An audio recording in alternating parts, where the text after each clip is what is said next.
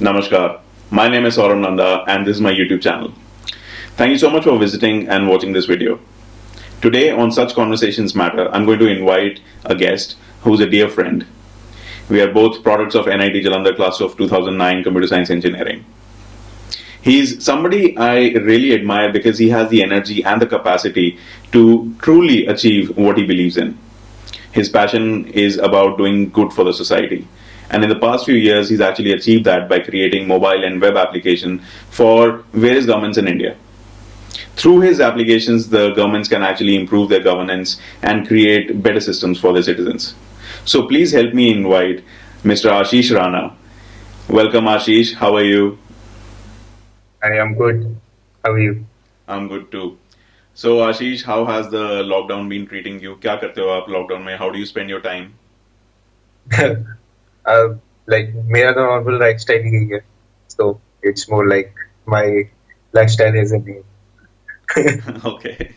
So are you working from home from your company? Uh, yeah. All right. I hope the areas around your place where you live, I hope they are, they're probably green or orange zone. There's not a lot of problem around.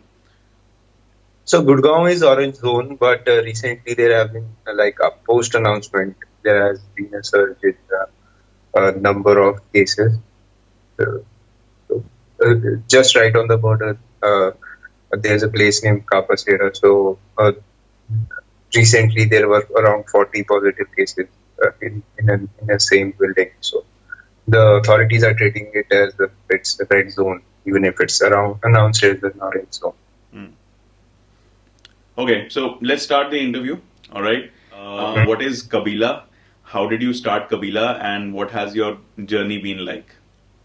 Okay, so I started Kabila in 2015.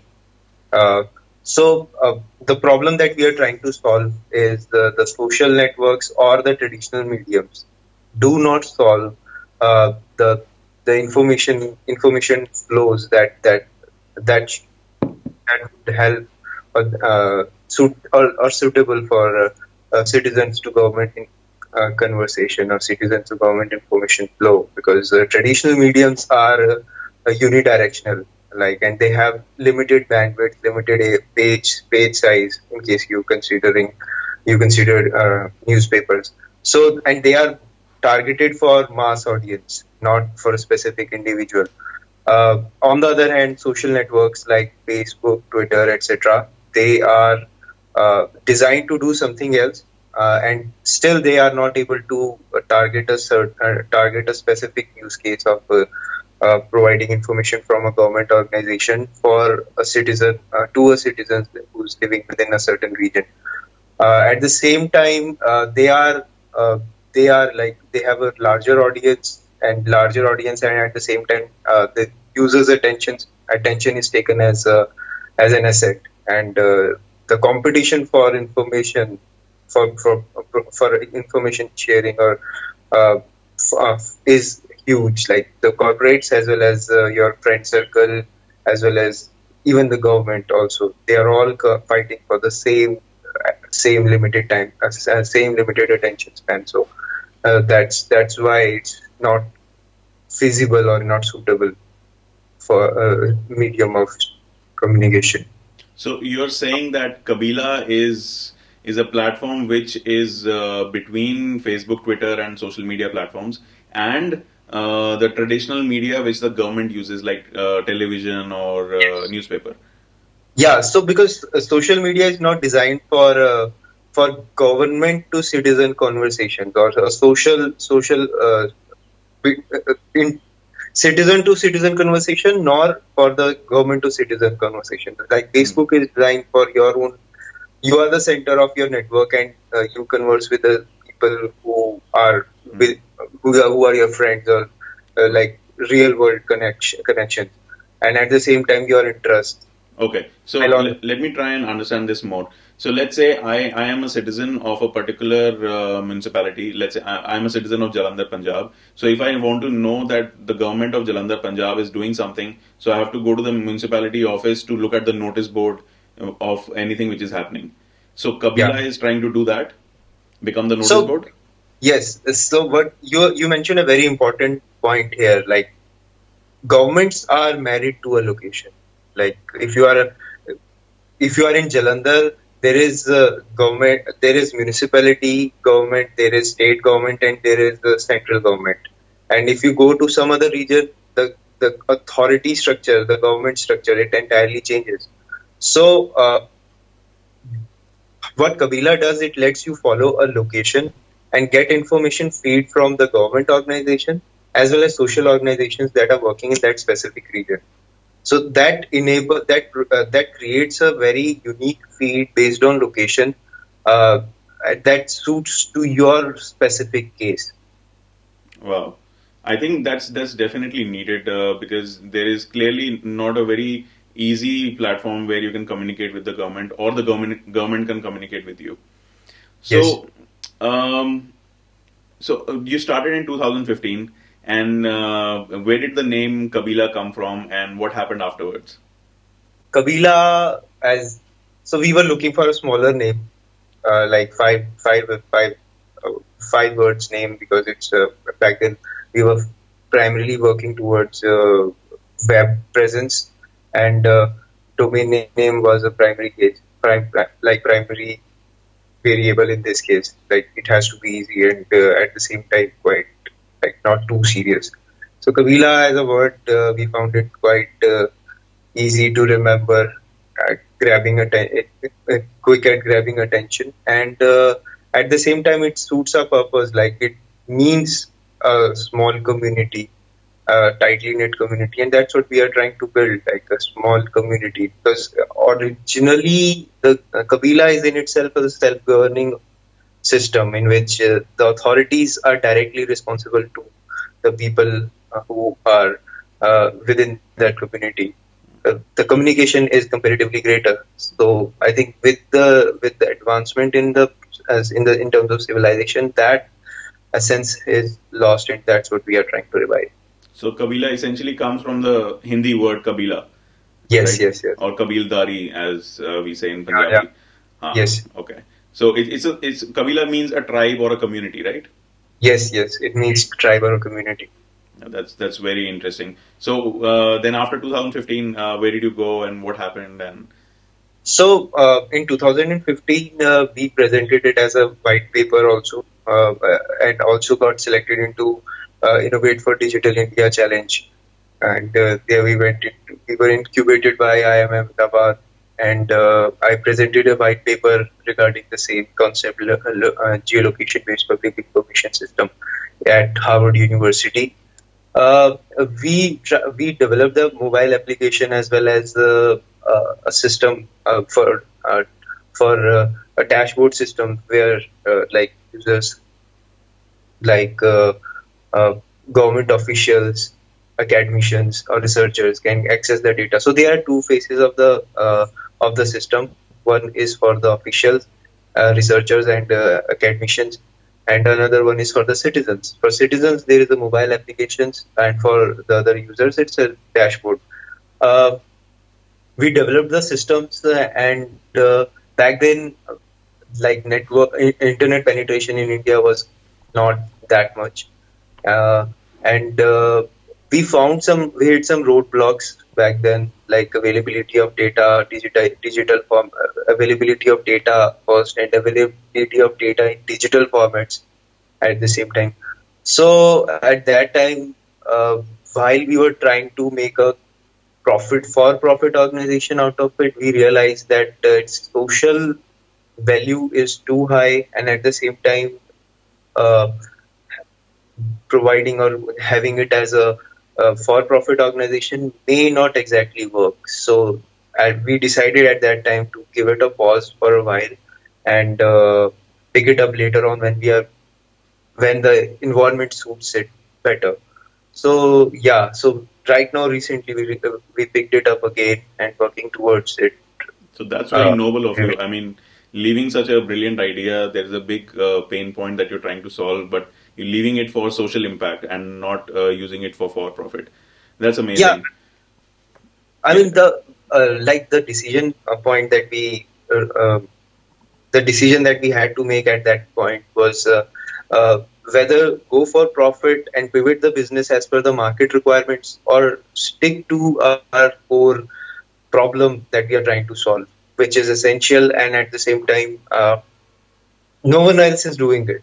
So someone somewhere has to do it. So we decided that we will not pivot, and we'll wait for the right time and the right opportunity for the same. And we believe that this is a right time because internet penetration is good, data is available in comparatively well, easier, comparatively easier than it was in 2015. Okay, Ashish. Like, why did you start Kabila? What was your basic motivation or aspiration? Because I'm sure a lot of people think about this. Okay, there is a big pain. We cannot connect with the government properly. But apparently, you were the one who started this. So how? Why? So for us, I think it started when I was living in Saket in 2012, and me and my sister were living at uh, a, a right two streets next to the place where like that 2012 December rape case happened, Nirbhaya rape case. So for both of us, it was very shocking, and at the same time, the fact that it happened. Apart from that, that it happened just two streets away from where we were living, and we came to know about it from national television. Like, it actually showed us how even in these times of when information flow is so fast, so easy, people are just totally unaware of what is happening around them, and our dependence on centralized mediums is like very dangerous. And that's the realization from where we decided that okay, we need to do something about it. And from there we started developing location centric solutions. And as the time went on, we went from circles, like distance based circles, to administration structured based solution. That's how it evolved eventually. Yeah. In 2015 April, I joined a hackathon that uh, happened in American Center. It was conducted by Harvard University. Uh, so there we stood at second place, but we got like significant attention from Harvard University professors, and we bought the evidence for policy design. I'm not sure exactly what the full form is. So we got their attention, and we got in touch with them, and they suggested us to like uh, go for it, and they provided us with more direction and understanding of the concepts and how the policy design works and everything. And later on, we applied to both Innovate for Digital India Challenge and a symposium at Harvard University, and we got through both of them. So we got significant like academic validation, social validation at the same time, and we thought that we are going like in the right direction. So that's So, how. Ashish, I mean, so this is definitely a problem in India, but there are so many other countries like India, middle income countries or developing countries, where the government infrastructure is not that developed or not that modernized, for that matter. Do you think there are any other people doing something similar around the world? Uh, like quite similar, but not exactly the same. Okay. I'm not like able to recall all the names, but when we were like researching for similar solution around the world, there were few similar solutions, but the problem still remains. I mean, um, what we are trying to do achieve and how we are trying to achieve, I think we are still a unique solution in that sense. So this is something slightly confusing to me. If I want to know about local news, I can get a local newspaper. I can even download an app of a local newspaper. And I understand in 2015, newspaper apps were not that common. Mhm. Um, but so why are people not doing that? And why do they need a third party app like Kabila to tell them this? And if this is a problem which is only localized to India, I would have understood that probably there is something wrong with our system. But as you said, there are people around the world trying to make similar solutions. So what is happening around the world that we need such a solution? See, the news applications are different from what we are trying to achieve. The news application cover a wide variety of possibilities, but what we are focusing on is policy creation and policy implementation. Like, the news will not tell you the exact information, like how much money was spent in your panchayat on specific task, or a specific task, or whether the objectives were met or not. So the news in itself are designed to be a unidirectional information flow of information. What we are trying to create an information centric social communication in which both citizens and government are participants to their capacities, or to their interest. Okay. So it is a suggestion box like we see in most government offices in India, but it is a suggestion box for the government. At the same time, it is also a postal box for the citizens to receive information from the government. I think it's more than that. Like, suggestion box too is kind of a box. It's a black box where one citizen puts the information and the rest of us are not aware of the same, right? So in this case, that suggestion is discussed wide and open, and there is a consensus whether it is really worth it. Like, one feature that we had in the application was in terms of communication, the government will open itself to, okay, will be open to 2 or 3 suggestions from the citizens, and citizens will post suggestions, every citizen can post, let's say, 3 or 4 suggestions in an year. So, but at the same time, they can upvote 2 or 3 suggestions at the same time. So it gives a prioritize 2 or 3 suggestions in return, instead of like everyone suggesting anything or everything, or upvoting everything. So we thought of it thought of taking upvote as well as suggestion as an asset to an individual citizens, and not an unlimited resource through which we can create a prioritized list of objectives that people in a certain region want to achieve. Right. So through that, it creates a more serious and more agreed upon kind of prioritized list, and which can be acted upon. So Okay. our objective, like as you said, that how is it different from news? News are not always actionable. Kabila's information that we are trying to provide is always actionable. We want to empower a citizen to make sure that your role is not of just an information consumer, but at the same time you are empowered enough to, or aware and empowered enough to take actions for it and make changes in the region that where you are living, which directly impacts you in your daily life. So it helps citizens become more involved in their local Exactly. governance. Yes, Okay. yes, more So from a involved. citizen's point of view, this sounds a very, very amazing idea. So how did the government react? What was your experience with working with various governments in India?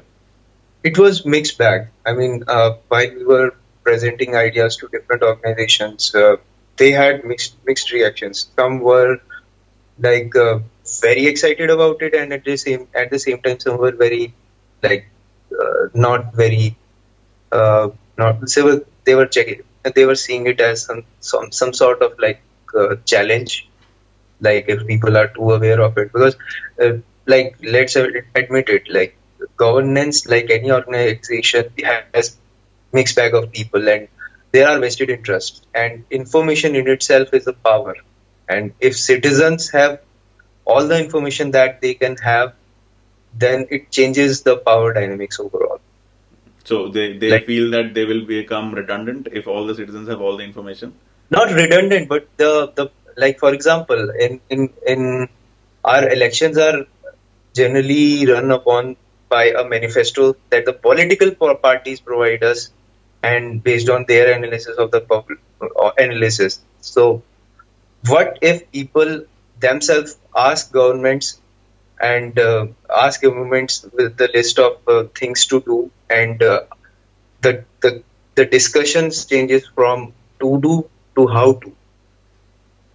So Okay. that in itself is a disruption. You understand? Yes. So like one MLA was very like we had discussion with at some place. I would not share exactly where, because in that discussion the MLA of a region was also there, and he was like quite uh, clear about that we should not open the information because elections were upcoming and it may have significant challenges for them, because we got panchayat data of our entire state, and we could panchayat data like where the work was done, how much amount was spent. And if you just plot it on a map, you can see it clearly how much discrepancy sometimes is there between one region and another, and it points to certain level of favoritism or whatever. I mean, how money is distributed between different regions and how resources are allocated, it's not very transparent as of now. So, does the RTI Act, Right to Information Act, help in getting that transparent information, or is it very difficult? So it's a right, but at the same time there are like riders onto it. Yeah, so Hmm. I mean, citizens can get the information, but at the same time, getting information in large chunk is a challenge, and not all state governments provide it online. You have to go to specific office and in a apply it in a written form. So that too in itself was a challenge for us. Like for a centralized repository of information, if we have to go to each and every office and apply in return and get wait for the info, wait for the information at the same time, it was not very conducive for us at the same time. So we decided that instead of we going for the information, we could, if it would be better if we develop a community which asks for information, Hmm. similar information, and collaborates in terms of information, and like we have a citizens powered information repository instead of we getting the information on our own. So that like divides the costs and as well as the efforts. So yeah. So you said something very important, that once you file an RTI, then for one particular aspect of one particular region or one department, if you want to have the same information from some other department, you have to file an RTI again, right? And that becomes a Yeah. big problem. So Yeah. with your community, with the citizens based, citizens powered information community, that you said, that's what you said, right? So, Yeah. with that community, do you think that information flow will become normal or natural, and people will have to file less RTIs if such a community exists? Yes, I mean, for example, just like if you got the data from your region, if I don't need to apply for the same if I'm living in the in same in if both of us are living in the same region. But currently, what's happening? You got your information, but there is no place where you can share the same information. Hmm. So yeah. So we want to make sure that your effort and your the information that you got is reusable for others also, and at the same time, like people can build upon that information. So we can ask one question after another instead of asking the same question again and again. Okay. So one very important question, Ashish. I mean, throughout our conversation, we've tried to prove that this thing exists, this thing is needed. Such a platform is needed where governments and citizens can interact. And in that process, we might have suggested that the government is a very negative entity. So I want your feedback on the fact that government as an administrative tool in India, how do you rate its performance? And if it is struggling in some ways, why is it struggling? And what can citizens do in general to help the government? So government is just like any other organizations. Like from our work life, we understand that there are all kind of people working in such organizations, and at the same time, I don't. When I started off, I had kind of a negative perception about like blaming the government for everything. But through our experiences, we realize that government tries to do things which in the long run uh, is beneficial for the people. But at the same time, somewhere those efforts are lost in the communication.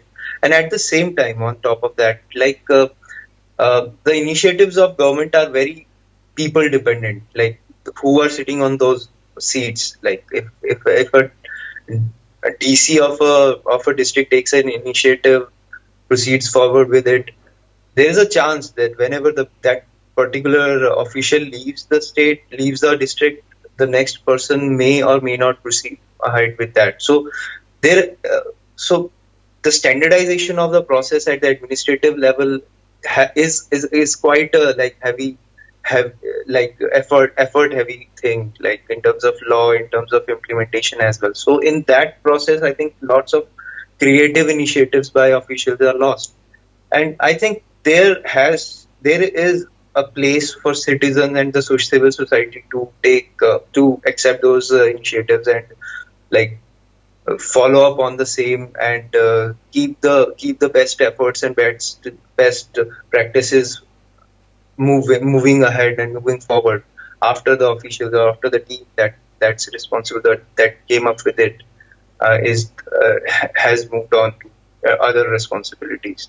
So I think it's a two way thing, and I from our experience, it's sometimes it's the government that's lacking in certain things, and sometimes it's the citizens who are lacking in the same. And it's not because of intent, but for most of the time, it's out of lack of information and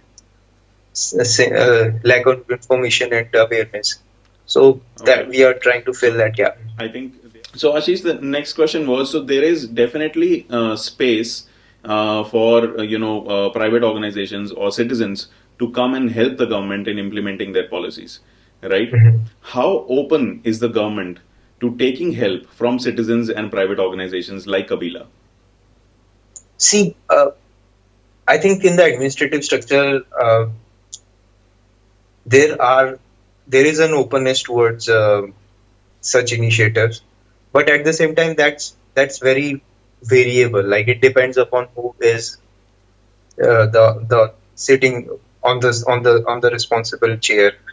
What from our experience, we realize that a lot is being done with the government, right? But what we found out that a lot needs to be done at the level of citizens. For our side, like we as a citizens need to be organized in terms of our interest for our interest for efficient governance. So even though it's it's a responsibility of the government, but at the same time, there is a need for the same at the level of citizens, because in case of democracy, citizens are eventual decision makers, right? So information, since like democracy is a decision based system, and decision is dependent on information, and what we are trying to provide is information through which a decision is empowered, right? So I think it works more on the side of citizens, and like tries to get into the government systems as much as they are willing to accept it. Okay, so last question, Ashish, and then we'll conclude this. So, what are you, doing now to take your work and passion forward? For example, are you taking Qbila forward, or what is happening right now? What are you doing? So right now, me and some friends, including you also. So we started working on the same again, and while we were working in 2015, we had some technical like progress. So I'm trying to like bring it into the technical context of the at present times. Because since technology moves very fast, so I'm trying to evolve those systems from 2015 version to the current version, and discussions are going on with friends, with family members, and how we should roll out to the first version of it. So we are looking forward to release the first version by August this year. That's great. Okay, thank you so much, Ashish. Thank you so much for taking out time and explaining so beautifully about your venture and so many other insights, actually. And this is what really inspires me about Ashish, because he talks very very plainly, bluntly, and clearly about what is and what cannot be or what can be. So thank you so much, Ashish. And so next time onwards, I'm going to bring in more people who are doing substantial and really, really important things for us and for the world. And Ashish and I, we are working together with a couple of friends, so you'll be meeting them as well in the subsequent videos. Thank you so much for watching. Please provide your feedback in the comments below so that we can improve the content. We are very new at this, so please subscribe to our YouTube channel. Please let us know what you think of our ideas. Please help and contribute more to it. Thank you so much. Please take care of yourselves during the lockdown and stay safe. Thank you, Ashish. Thanks.